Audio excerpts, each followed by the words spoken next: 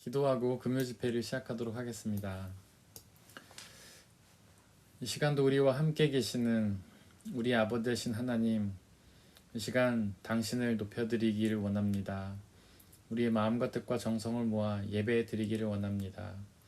하나님이 아닌 다른 곳에 두었던 그 모든 마음들을 지금 주님 앞에 모으게 하여 주시고, 오직 하나님만을 생각하며 하나님만을 기억하며 하나님만을 찬양하며 하나님만을 소망하는 시간으로 역사하여 주옵소서. 이 시간 오직 주님의 말씀과 주님만 찬양만이 드러나는 시간 되게 하여 주시고, 그것에 방해한 모든 세력들을 물리쳐 주시옵소서. 우리 주 예수 그리스도의 이름으로 기도드렸습니다. 아멘. 우리 함께 찬양하겠습니다. 따스한 성령님.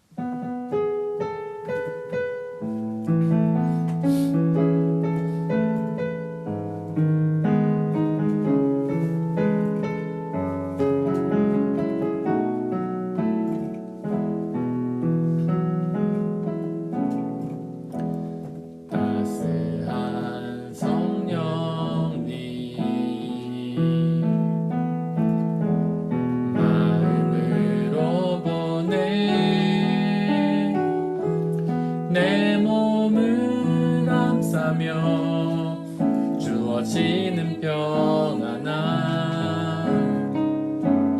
만족함을 느끼네. 따스한 성령님, 따스한 성령님,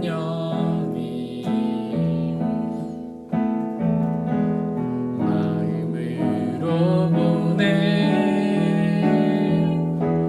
내 몸을 감싸며 주어지는 평안함, 만족함을 느끼네. 부르신 곳에서 나는 예배하네. 어떤 상황에도 나는 예배하네. 곳에서 나는 예배하네. 어떤 상황에도 나는 예배하네. 사랑과 진리에, 사랑과 진리에 한 줄기 빛 보내. 내 몸을 감싸며 주어지는 평안함, 그 사랑을 느끼네. 사랑과 진리에, 사랑과 진리에 한 줄기 빛 보내. 내 몸을 감싸며 주어지는 평안함, 그 사랑을 느끼네. 부르신 곳에서 나는 예배하네. 어떤 상황에도 나는 예배하네. 곳에서 나는 예배하네. 어떤 상황에도 나는 예배하네. 따스한 성령님, 따스한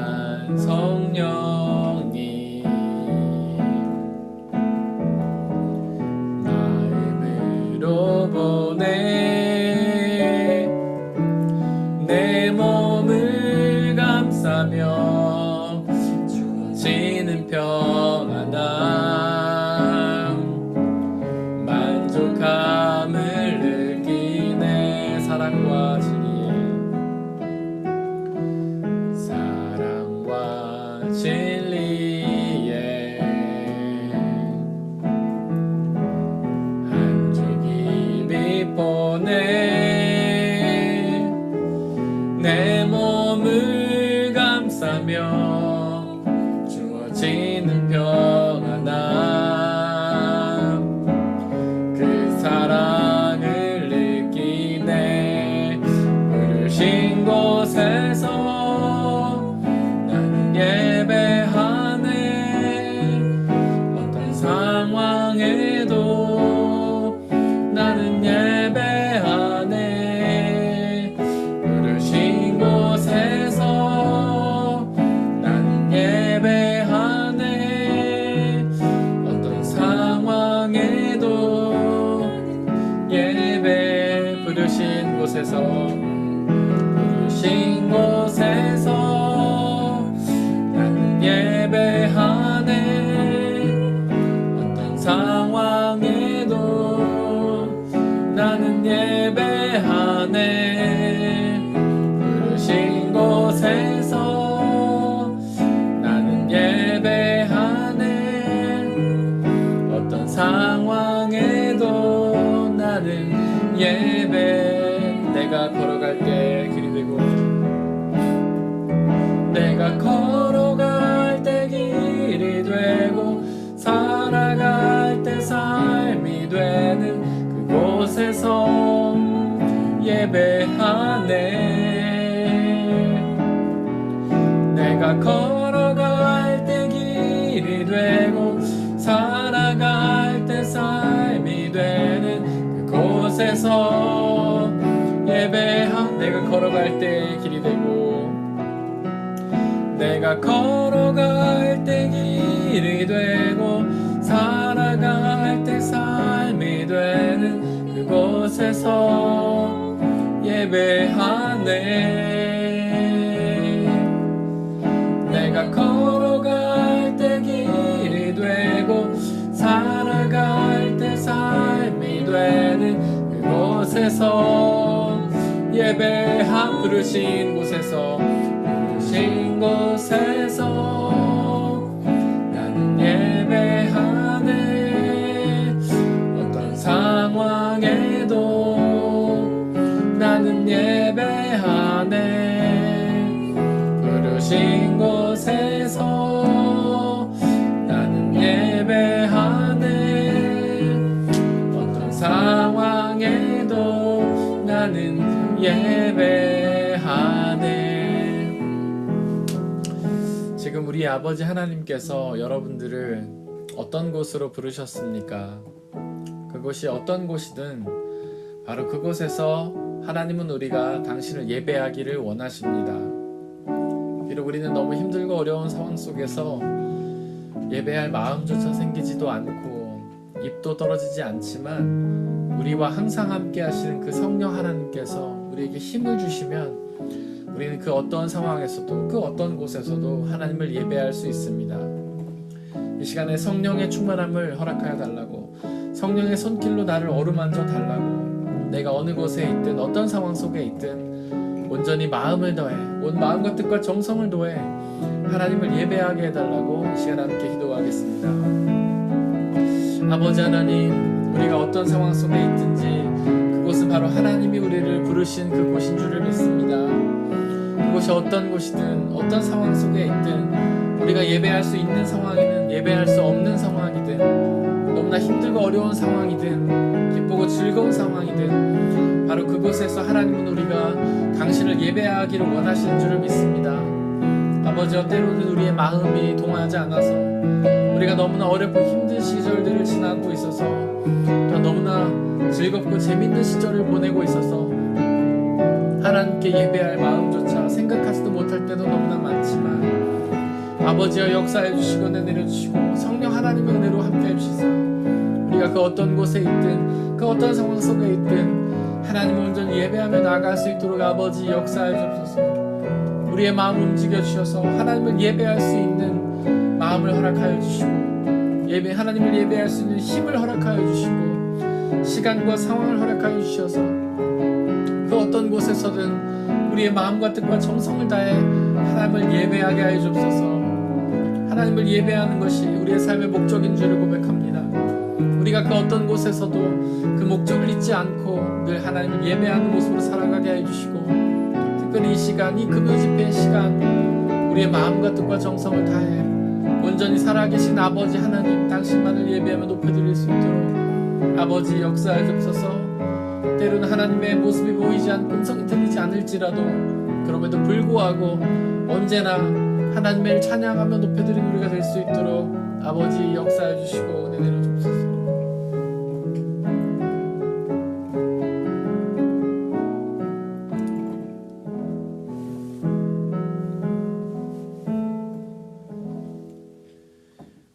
성자의 귀한 몸.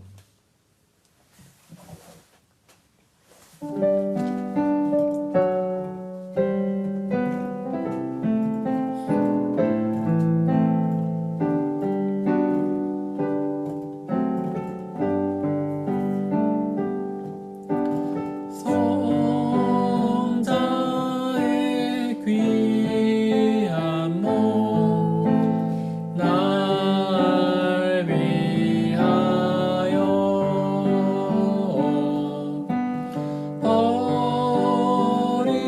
버리신 그 사랑 고마워라. 내 머리 숙여서 주님께 비는 말 무엇 주님께 바치리까. 지금도 날 위해 지금도 날 위해 간구하신 이 옅은 믿음이 아옵나니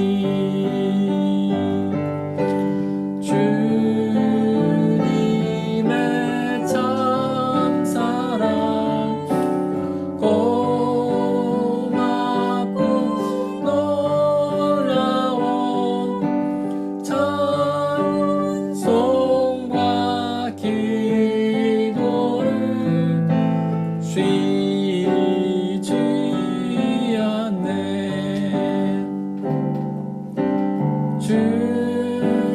주님의 십자가 나도 지고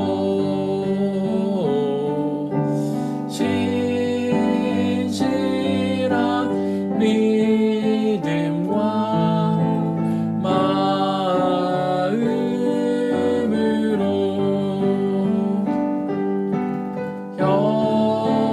형제의 사랑과 친절한 위로를 깨나 베풀게 하옵소서. 만 가지 은혜를 받았으니 내 평생 슬프나 즐거우나 이 몸을 온전히 주님께 바쳐서 주님만 위하여 늘 살겠네. 성자의 귀한 몸. 성자의 귀한 몸 날 위하여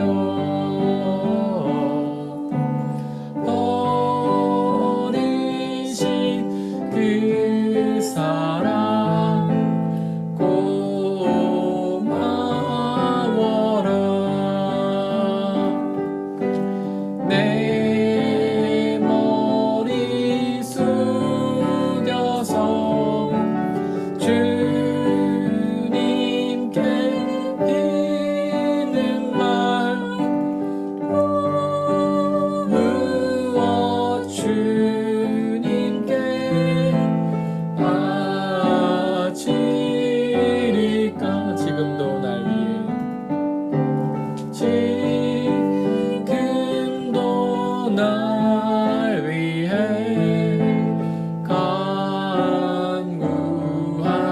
이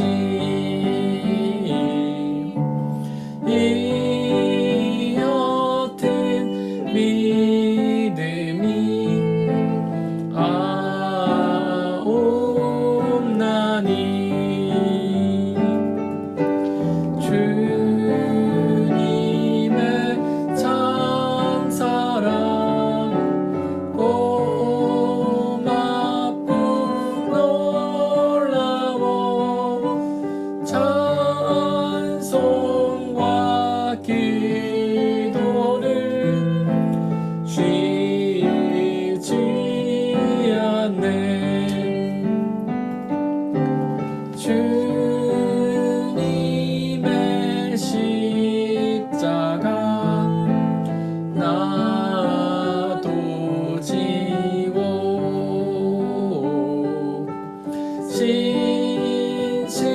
진실한 믿음과 마음으로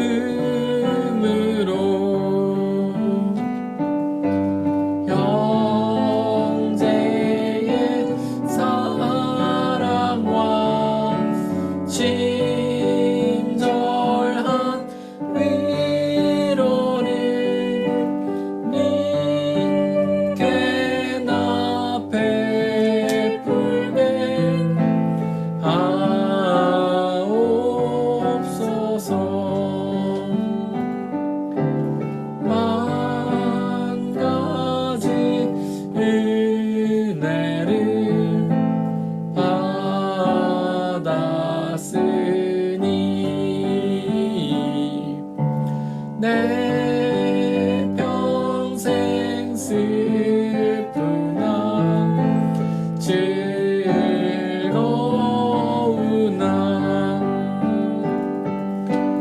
이 몸을 온전히 주님께 바쳐서 주님만 위하여 늘 살겠네.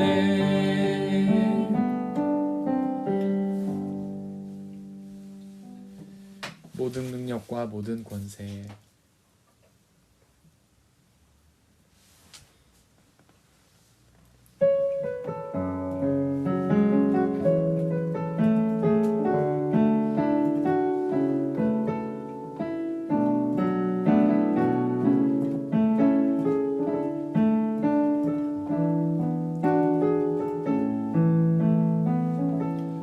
모든 능력과 모든 권세 모든 것 위에 뛰어나신 주님 세상이 측량할 수 없는 지혜로 모든 만물 창조하셨네. 모든 나라와 모든 보좌 이 세상 모든 경이로움보다 이 세상 모든 값진 보물보다 더욱 귀하신 나의 주님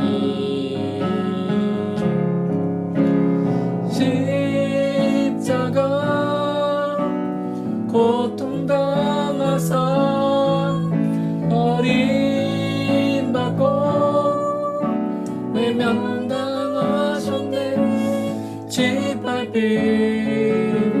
장미꽃처럼 나를 죽으셨네.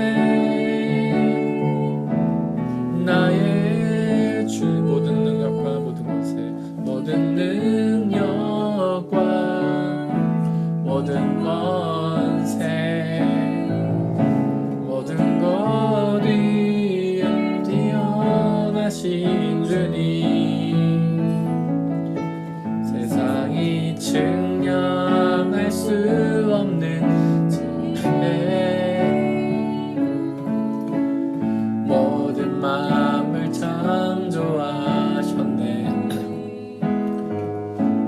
모든 나라와 모든 보좌 이 세상 모든 경이로움보다 이 세상 모든 값진 보물보다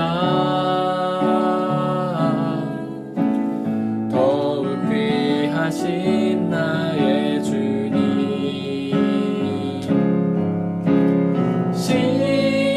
십자가 고통당하사 버림받고 외면당하셨네 짓밟힌 장미꽃처럼 나를 위해 죽으셨네 십자가 고통당하사 십자가 고통당하사 버림받고 외면당하셨네 짓밟힌 장미꽃처럼 나를 위해 죽으셨네 나의 주 십자가 고통당하사 십자가 고통당하사 버림받고 외면당하셨네 짓밟힌 장미꽃처럼 나를 위해 죽으셨네 나의 주 전능하신 하나님 아버지께서 이 세상 그 어떤 존재보다도 더 높으신 그 하나님께서 그 어떤 것보다 귀하시며 그 어떤 것보다 보배로우시며 그 누구보다 지혜로우신 그 하나님께서 우리와 똑같은 연약한 사람의 몸을 입고 이 땅 가운데 오셨습니다. 그것은 이 세상 그 누구도 흉내낼 수 없는 너무나 위대한 겸손이었습니다.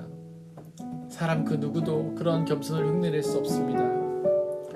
전능하신 하나님이 연약한 인간이 되셨고 처참한 십자가 위에서 고난을 당하시다가 그 고통 속에서 죽음을 당하셨습니다. 그렇게 불편함과 겸손 가운데 머무셨던 단 하나의 이유는 우리를 사랑하셔서 우리를 구원하시기 위함입니다. 우리가 그 사랑을 기억하고 감사하길 원합니다. 그저 십자가를 보며 아무런 감흥도 없이 아무런 느낌도 없이 버릇처럼 고백하는 그런 사랑이 아니라 정말로 그 사랑을 기억하고 감사하며 이 세상 그 어떤 사랑보다 위대한 그 사랑을 기억하고 감사하며 우리의 온 마음과 정성과 뜻과 마음을 다해 하나님을 예배하고 그 예수 그리스도를 마음에 새기길 원한다고 그 하나님을 사랑한다고 그 예수님을 높여드리길 원한다고 이 시간 함께 기도하겠습니다. 아버지 하나님, 전능하신 하나님께서 그렇게 연약한 모습을 입고 이 땅 가운데 오셨음을 믿습니다. 그 전능하신 하나님께서 지극한 겸손을 우리 가운데 보여주신 것을 믿습니다. 당신의 그 사랑, 십자가의 그 사랑을 우리가 기억하고 감사하길 원합니다. 그저 입버릇처럼 말버릇처럼 아무런 감정도 없이 감흥도 없이 그저 반복하고 되뇌이는 십자가의 사랑이 아니라 그 사랑을 정말 마음 깊이 진심으로 느끼며 하나님을 사랑하며 높여드리기를 원합니다. 우리를 위해 자신을 낮추시되 모든 것을 다 버리시고 목숨까지 버리신 그 예수 그리스도를 진심으로 사랑하며 나아가길 원하오니 아버지여 우리와 함께하여 주시고 역사해 주옵소서. 하나님 그 십자가의 사랑처럼 우리도 겸손히 우리의 모든 것들을 내려놓게 하여 주옵소서. 우리의 자신의 교만함과 고집과 아집과 자존심을 다 내려놓고 겸손히 하나님을 찬양하며 높여드리게 하여 주시고 예수 그리스도 앞에 우리를 희생하며 나아가게 하여 주시고 우리의 이웃들을 위해 우리를 희생하며 나아갈 수 있도록 아버지 하나님 역사해 주옵소서. 그 예수님처럼 우리도 십자가에 달리기를 원합니다. 그 예수님처럼 우리도 희생의 사랑으로 사랑하길 원합니다. 예수님을 사랑하며 이웃을 사랑하길 원합니다. 골고다 언덕에 세워진 그 십자가가 이젠 우리의 마음속에 세워지길 원합니다. 아버지 하나님, 우리와 함께해 주시고 성령으로 역사해 주시고 그 십자가의 사랑으로 늘 기억하며 그것에 감사하며 그것을 순종하며 살아갈 수 있도록 아버지 하나님 역사해 주시고 인도해 주옵소서.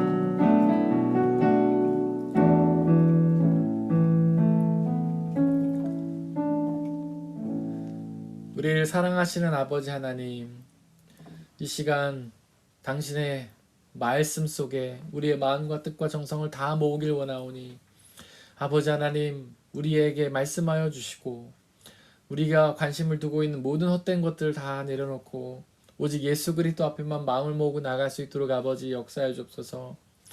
전능하신 하나님의 말씀이 이 시간 선포되게 하여 주시고 그것을 가로막는 모든 사탄의 세력들을 물리쳐 주시고 오직 성령 하나님만이 드러나며 사탄의 세력들을 물리치며 하나님의 사랑이 온전히 우리 가운데 선포되는 귀하고 놀라운 역사로 인도하여 주옵소서. 하나님, 우리가 다른 곳에 마음 두지 않고 오직 하나님의 말씀에만 마음 두게 하여 주옵소서. 이 모든 말씀 우리 주 예수 그리스도의 이름으로 기도드렸습니다. 아멘. 이 시간에 함께 말씀을 나누려고 합니다. 오늘은 욥기서 23장 6절 말씀, 6절 이하의 말씀인데요. 계속해서 욥의 독백을 저희가 나누고 있습니다. 새 친구들, 엘리바스, 소발, 빌다, 그런 새 친구들이 계속 반복되는 욥을 향한 정죄와 비판의 말을 듣고 욥이 이제 고백을 하고 독백을 합니다. 23장이 특별히 욥의 그 모든 독백 중에 가장 중요한데 그 이유는 욥이 그동안 했던 수많은 고백들, 독백들을 아주 요약해서 집약적으로 보여주고 있기 때문입니다.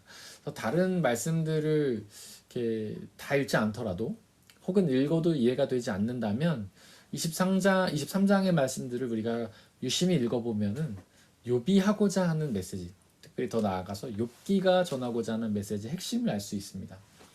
그리고 욥의 고백은 성경 전체, 하나님의 말씀 전체 집약이라고 볼 수 있어요. 23장을 우리가 살펴보고 기억하는 것은 굉장히 중요한 것 같습니다. 우리 지난 시간에 5절까지 살펴봤는데 오늘 6절부터 살펴보려고 합니다. 6절에서 욥은 이렇게 고백하고 있습니다. 하나님이 힘으로 나를 억누르실까? 그렇지 않을 것이다. 내가 말씀을 드릴 때에 귀를 기울여 들어주실 것이다. 이렇게 말하고 있습니다. 굉장히 이제 신기한 고백을 하고 있습니다. 욥이. 하나님이 힘으로 나를 억누르실까? 그렇지 않을 것이다. 지금 욥의 상황을 떠올려 보시기 바랍니다. 욥은 굉장히 큰 고난을 당하고 있죠. 모든 것을 다 잃었죠. 재산도 잃고 건강도 잃고 가족도 잃고 자녀도 잃고 아내는 집을 떠났고 또 그렇게 소중하게 생각했던 친구들은 이제 와서 비판만 하고. 그런데 그 상황을 하나님이 억누르지 않는 상황이라고 이해를 하고 있어요. 그러니까 지금 당하고 있는 고난이 하나님의 억누름이 아니라고 욥은 고백하고 있는 거죠. 다시 말해서 자기의 고난은 하나님이 벌을 주시는 게 아니다, 이런 고백이에요. 특별히 이제 욥의 친구들은 계속해서 욥이 당하는 고난이 욥이 지은 죄에 대한 그런 벌이라고 계속 말하고 있잖아요. 근데 욥은 그게 벌이 아니라고 지금 얘기하는 거예요. 죄에 대한 벌이 아니다. 이게 굉장히 놀라운 고백이죠. 사람의 지혜 전통들 그렇게 말하죠. 우리도 그렇게 생각할 때가 많습니다. 어떤 어려움을 당하면 내가 뭐 잘못해서 벌 받는가? 근데 사람의 이거는 좀 약간 공통적인 습성이라고 볼 수 있어요. 하지만 욥은 그렇지 않다고 고백합니다. 고난은 죄 때문이 아니라는 거예요. 이게 굉장히 중요합니다. 여러분들도 앞으로 고난 당할 때 하나님의 벌이 아니다라고 기억하는 것은 굉장히 중요합니다. 그 다음에 욥이 뭐라고 얘기하냐면 내가 말씀을 드릴 때 귀를 기울여 들어주실 것이다. 그러니까 하나님은 여전히 욥을 사랑하고 있다. 욥은 그렇게 고백하고 있는 거죠. 지금 엄청난 고난을 당하고 있는 상황에서 하나님께 부르짖어도 아무런 대답이 없는 상황에서 하나님의 침묵을 경험하는 상황에서 하나님의 부재를 경험하는 상황에서 그러니까 하나님 옆에 계시면서 모든 것을 챙겨주시고 그를 위해 역사하시고 이런 게 아니라 하나님 옆에 없는 것 같은 부재, 침묵. 이런 거를 경험하고 있는 상황 속에서 여전히 하나님은 자기에게 관심을 갖고 계시다라고 욥은 고백하고 있는 거예요. 다시 말해서 하나님이 여전히 욥을 사랑하고 있다라고 욥은 고백하고 있는 거예요. 물론 하나님은 그렇게 얘기할 수 있죠.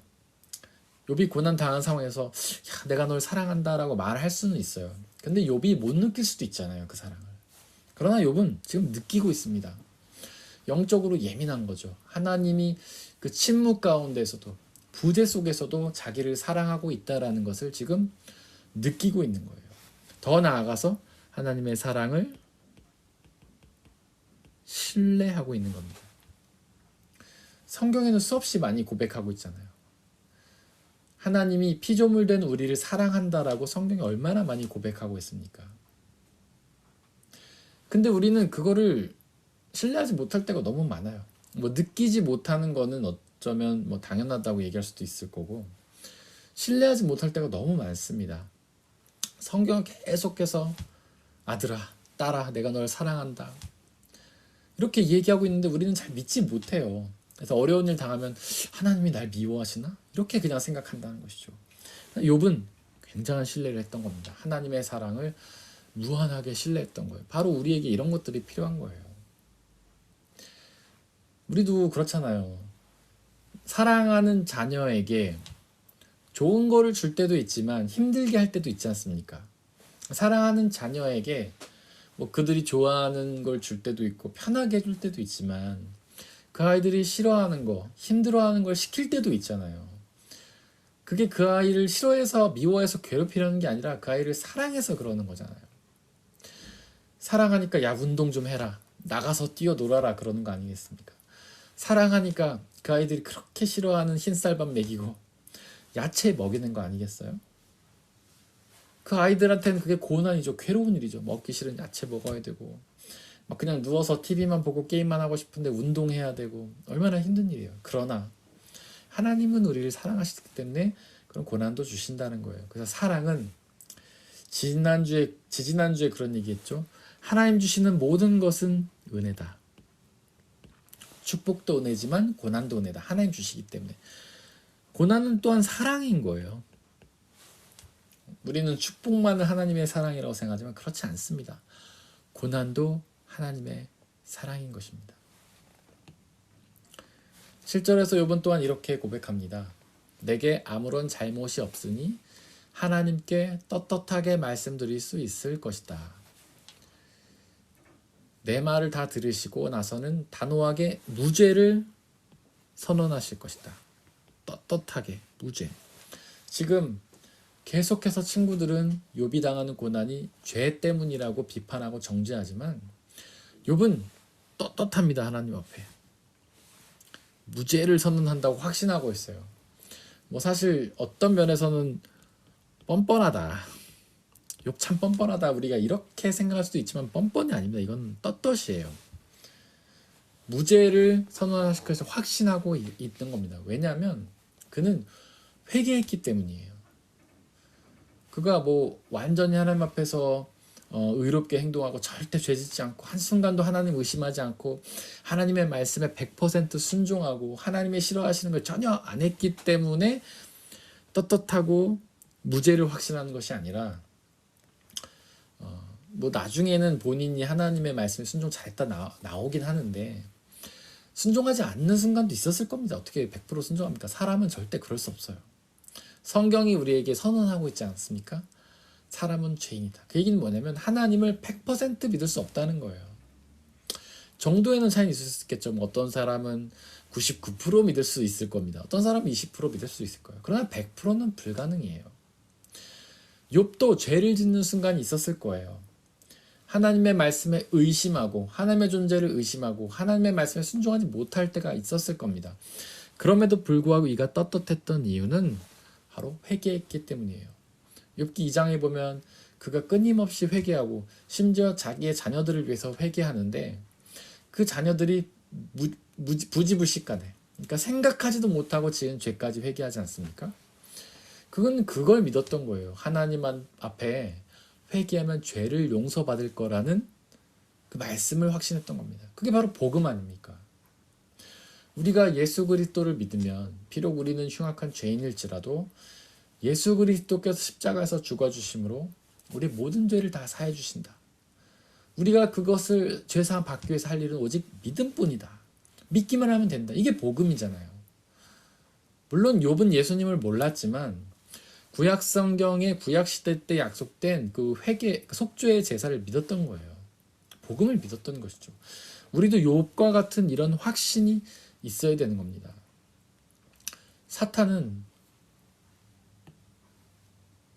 맨 처음에는 우리를 죄로 유혹합니다. 죄를 지으라고 유혹해요.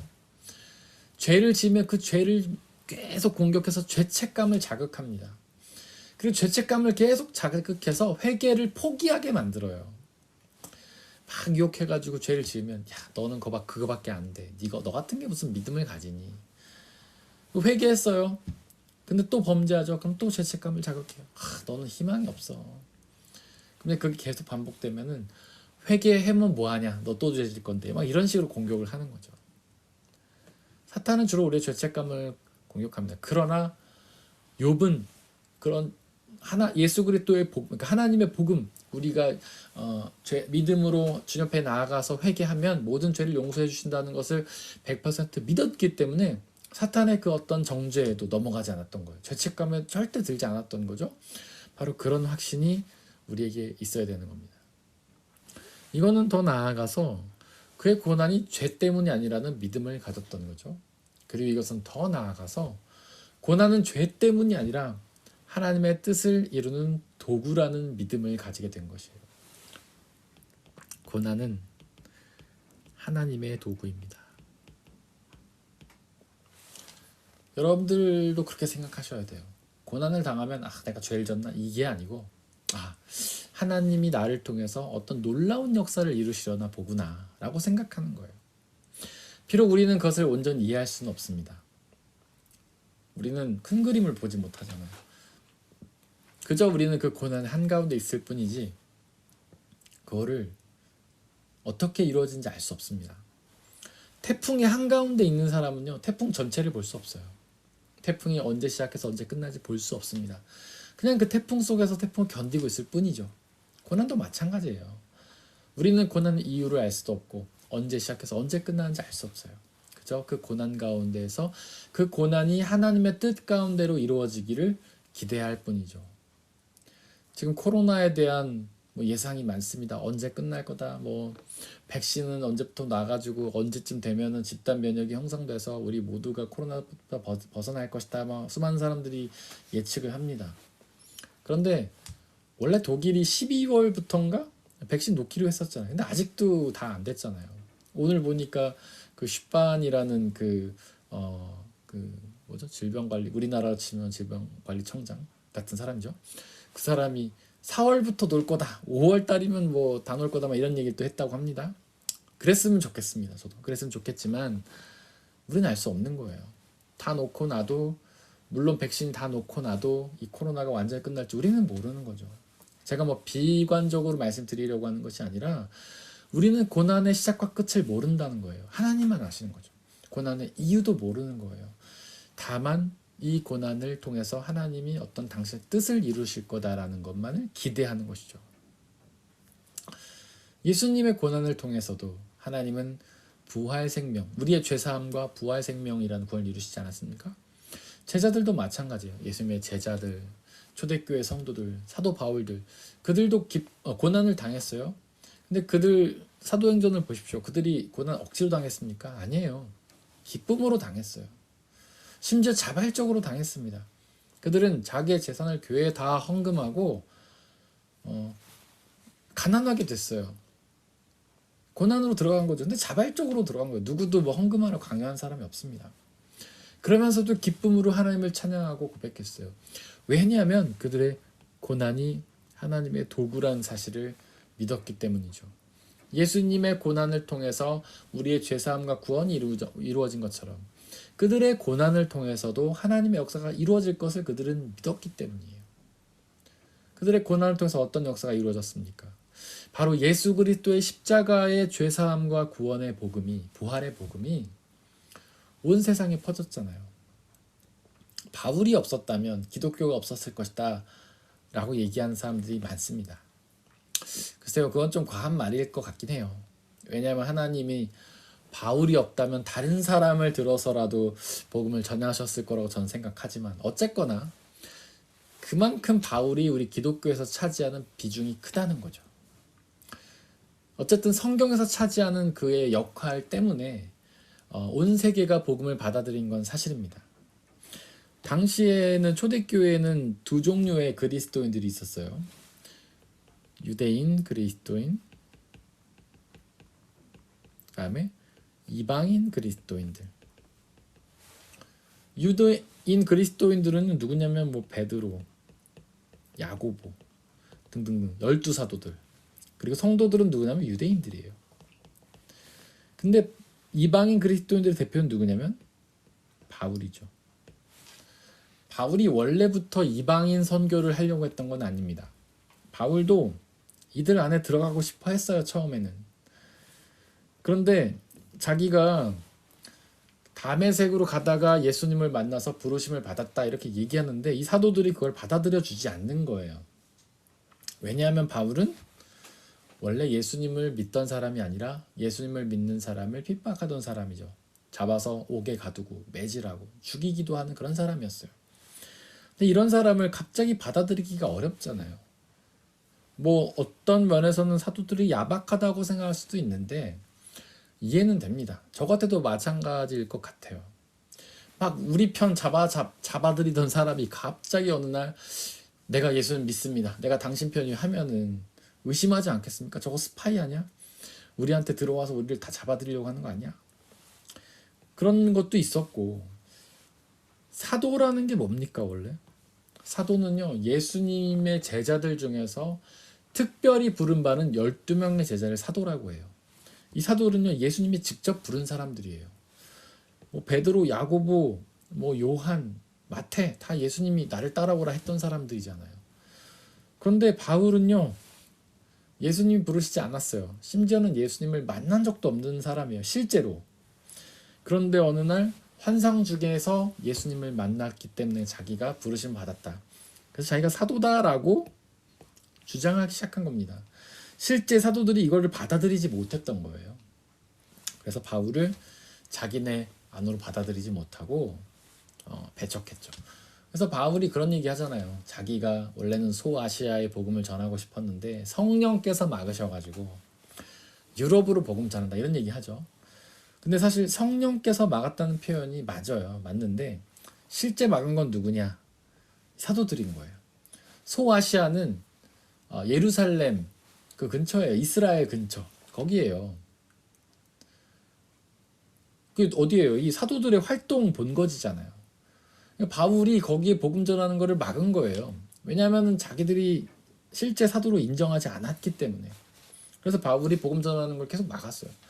근데 바울은 사도들이 막은 걸 성령이 막으셨다라고 이해했어요.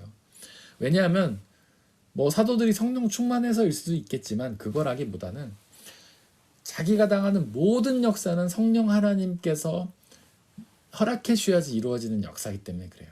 저희가 그 고난 얘기할 때도 고난이 은혜다 얘기하면서 고난이 하나님의 허락이 없이는 있을 수 없다 이런 얘기 했었잖아요. 그러니까 세상의 모든 일, 선한 일이든 악한 일이든 하나님의 허락이 없이는 이루어지지 않는다는 거예요. 그것이 하나님이 모든 역사의 주권을 갖고 계시다라는 믿음의 고백입니다. 지금 바울은 그 얘기를 하는 거예요. 사도가 실제로 막았지만 성령이 막았다라고 표현하면서, 그래서 바울은 소아시아에 복음 전하지 않고 빌립보가 지금 터키 그 근처죠. 거기를 통해서 유럽으로 복음을 전합니다. 알려진 바에 의하면 거의 뭐 실제로 바울이 온 건지는 확인이 안 됐지만 거의 뭐 유럽, 스페인 거기까지 복음이 이렇게 바울이 살아있을 때 전해졌다고는 합니다. 확실한 건 아니지만 그런 설이 있어요. 어쨌거나 그래서 바울은 이방인의 사도가 되었습니다. 그런데 이렇게 이들이 고난을 감당할 때는요, 다 하나님의 뜻이라 여기고 감사하는 마음으로 했다는 거예요. 제자를 뜻하는 말은요, 헬라어로 마데테스라고 해요. 사도를 뜻하는 말은요, 아포스톨로스예요.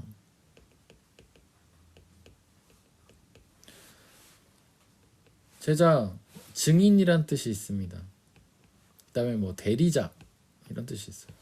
증인, 하나님의 예수 그리스도의 복음을 경험하고 증언하는 증인, 그런 뜻이죠. 대리자는 예수님의 사역을 위임받은 대리자 이런 뜻이죠. 사도도 사실 똑같아요, 뜻이. 증인, 대리자, 똑같은 뜻을 갖고 있어요. 왜 다르냐? 제자는 자기의 생업을 가지고 예수님을 섬기는 사람들이에요. 뭐 성경에 보면 루디아 집사 같은 사람들, 뭐 그다음에 간수장 같은 사람들, 자기 직업을 갖고 하나님 예수님을 따르던 사람들이죠. 사도는 생업이 예수님 따르는 게 직업인 사람들이에요. 그분들은 이제 예수님이 불렀을 때 자기 그 직업을 버리고 따라가잖아요. 베드로도 그물을 내려놓고 예수님을 따라가고, 마태도 자기가 원래 세관에 앉아 있었는데 그거를 떠나서 예수님 따르죠. 그런 차이가 있는 거예요. 근데 이 두 개의 공통적인 뜻이 하나 더 있는데, 그게 뭐냐면 순교자라는 뜻이 있어요. 순교자. 왜 순교자라는 뜻을 갖고 있냐면 이들이 대부분 순교했기 때문이에요. 사도들, 예수님을 따르던 사람들, 그리고 제자들 다 결국에는 순교했기 때문이에요. 예수님과 비슷한 삶을 살았어요. 고난을 당하다가 결국에는 순교하는 삶. 그러나 그들은 그거를 힘들어하지 않고 오히려 기쁨으로 여겼죠. 왜냐하면 그 고난이 바로 하나님의 도구이기 때문에 그래요. 또한 앞서서 얘기한 것처럼 바로 그 고난 속에 하나님의 사랑이 있기 때문이죠. 8절에서 욥은 그렇게 말합니다. 그러나 동쪽으로 가서 찾아보아도 하나님은 거기 안 계시고, 서쪽으로 가서 찾아보아도 하나님을 뵐 수가 없구나. 9절에서도 북쪽에서 일을 하고 계실 터인데도 그분을 뵐 수가 없고, 남쪽에서 일을 하고 계실 터인데도 그분을 뵐 수가 없구나. 하나님을 볼 수 없다는 고백이죠. 분명히 그분이, 여기 보면 일을 하고 계실 터인데 이렇게 돼 있죠.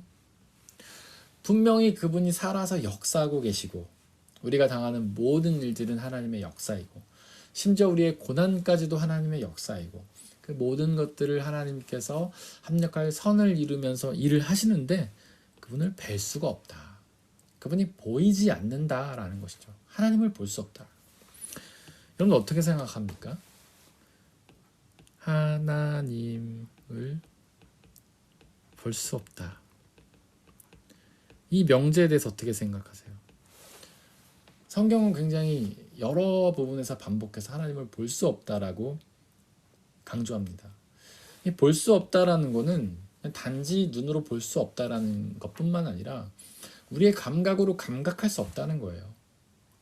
그분의 음성을 실제로 들을 수도 없고, 그분을 만질 수도 없고, 그분을 냄새를 맡을 수도 없고, 경험이 불가능하다는 거죠. 근데 우리는 하나님을 봤다라고 얘기하는 사람들이 꽤 있잖아요, 주변에. 하나님을 봤다. 하나님을 만났다. 경험했다. 그런 경험 하지 않습니까? 그러니까 여기서 경험 불가능, 저기 좀 이따가 설명하겠지만 완전한 경험이 불가능한 뜻이에요.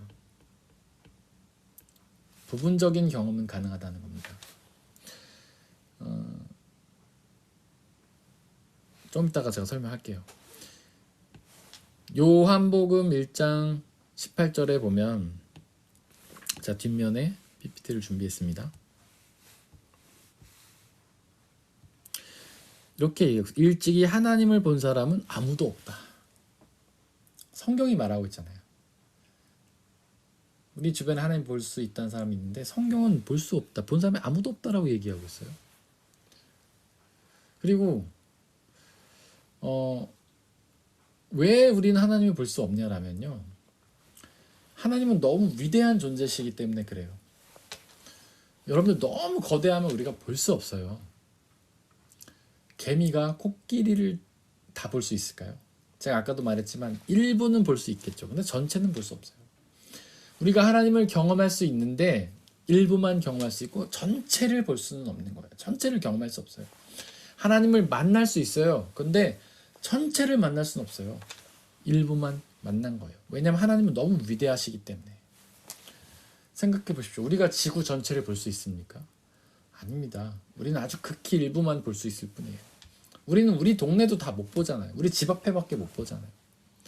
그렇게 지구도 다 볼 수 없고 우주도 다 볼 수 없는데 그 우주와 지구를 창조하신 창조주 하나님을 우리가 다 볼 수 있겠습니까? 전체를 볼 수 없어요. 하나님은 우주보다 더 크시거든요.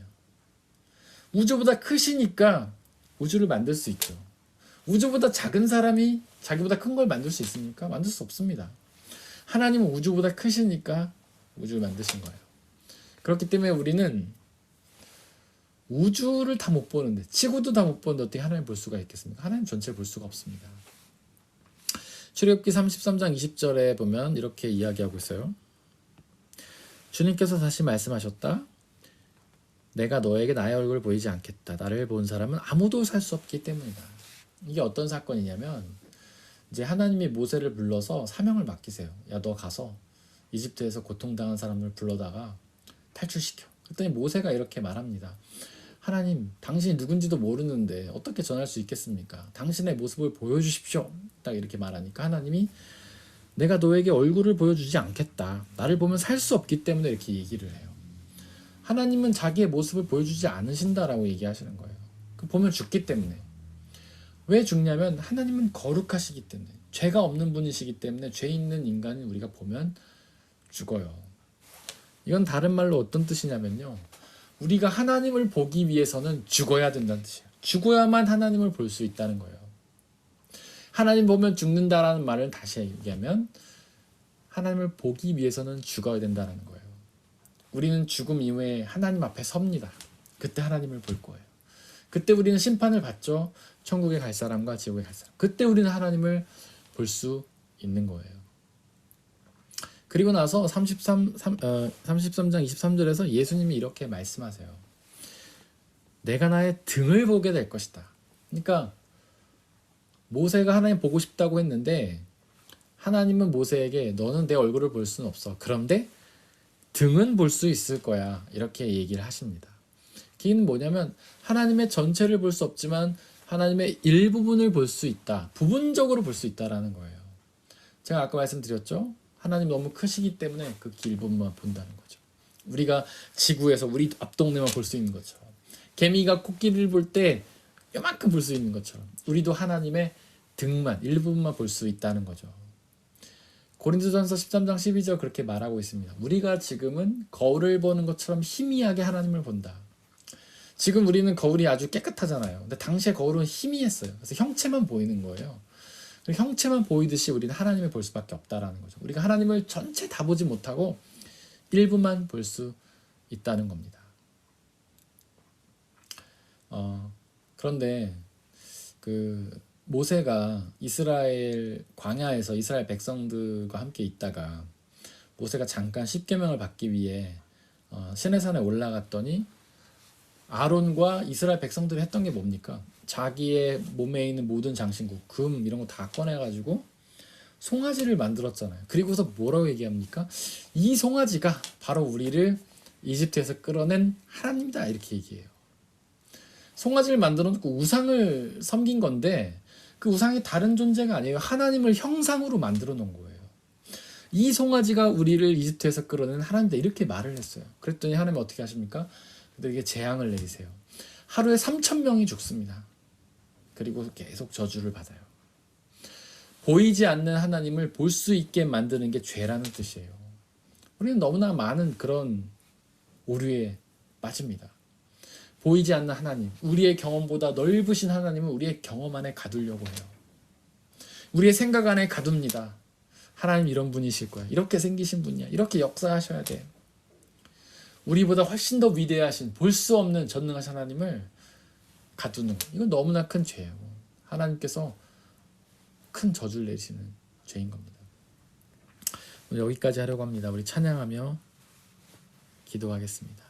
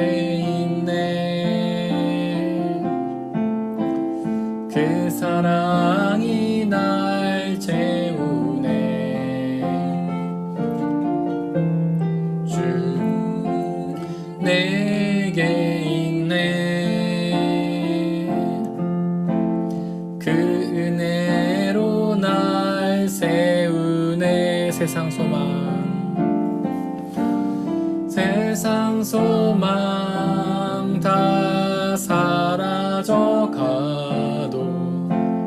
주의 사랑은 끝이 없으니 살아가는 이 모든 순간이 주 은혜임을 나는 믿네. 세상 소망 다 사라져가도 세상 소망 다 사라져가도 주의 사랑은 끝이 없으니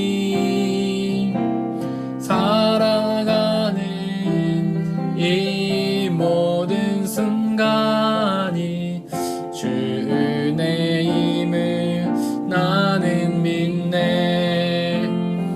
우리가 경험하는 매일의 삶의 순간들, 때로는 그 순간이 기쁨의 순간이기도 하고 때로는 그 순간이 아픔과 고통의 순간이기도 할 것입니다. 그러나 그 모든 순간이 하나님께서 허락하셔서 우리가 경험하고 있는 주님의 은혜요 또 주님의 사랑임을 기억하시기를 바랍니다. 때로는 그것이 너무나 고통스럽고 힘들지만 그럼에도 불구하고 그것은 하나님의 사랑입니다. 그 어떤 사건을 만나든지 그 속에서 하나님의 은혜를 경험하고 사랑을 경험하고 그로 인해 감사하며 그 모든 삶의 순간들이 하나님의 선을 이루실 것을 믿으며 고백하며 나가게 달라고 이 시간에 함께 기도하겠습니다. 아버지 하나님, 우리가 삶을 살면서 여러 가지 순간들을 만납니다. 때로는 기쁘고 행복한 순간도 만나지만 때로는 어렵고 힘든 순간도 만납니다. 때로는 그 순간이 만족스럽고 행복하고 기쁨의 순간도 있지만 또 때로는 그 순간이 너무 힘들고 슬퍼서 주저앉고 울고 빨리 이 순간이 지나가기만을 바라는 순간도 있습니다. 그런 하나님, 분명한 것은 그 모든 순간들이 하나님이 우리를 사랑하셔서 허락하여 주시는 하나님의 선물임을 기억하게 해 주옵소서. 또한 그 모든 것들이 하나님이 우리를 위해 베푸시는 은혜의 순간임을 기억하게 해 주옵소서. 그렇게 그 어떤 순간을 만나든지 그것이 하나님의 사랑이요 은혜임을 기억하며 늘 감사하며 찬양하며 영광 돌리며 살아가게 해 주옵소서. 또한 나아가서 그 모든 순간들이 합력하여 하나님의 선을 이룰 것을 기대하며 기도하며 나아가게 해주시고 하나님이 이루시는 그 선을 우리가 바라보며 하나님께 함께 찬양하고 영광 돌리는 귀한 시간이 될 수 있도록 아버지 역사해 주옵소서. 성령 하나님 역사해 주시고 우리에게 지치지 않은 힘을 주시고 인내를 주시고 끈기를 주시고 늘 하나님과 어떤 싸움 속에서도 이겨나고 승리하며 주님의 길을 묵묵히 감사함으로 담대하게 걸어갈 수 있도록 아버지 역사하여 주시옵소서.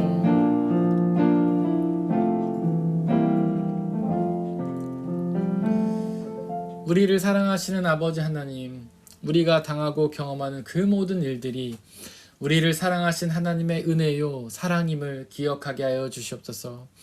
그러므로 인해서 우리가 그것들을 싫어하고 두려워하고 불평하고 불만스러워하며 기피하는 것이 아니라 기쁨과 감사로 즐거움으로 그 길을 걷게 하여 주옵소서. 하나님, 때로는 그 길들이 너무나 힘들어서 지치고 낙심할 때도 있겠지만 성령 하나님, 우리와 늘 함께 하여 주시고 우리를 위로하여 주시고 우리를 힘주시고 우리가 그 모든 일들을 잘 담대히 견디어 나아가게 하여 주시옵소서. 그리하여서 그 길의 끝에 하나님이 이루실 그 선을 같이 함께 바라보며 하나님께 영광과 찬양과 감사를 드릴 수 있는 귀한 시간으로 역사하여 주옵소서. 늘 우리에게 귀한 사랑과 은혜를 베풀어 주신 하나님 감사합니다. 이 모든 말씀 우리 주 예수 그리스도의 이름으로 기도드렸습니다. 아멘.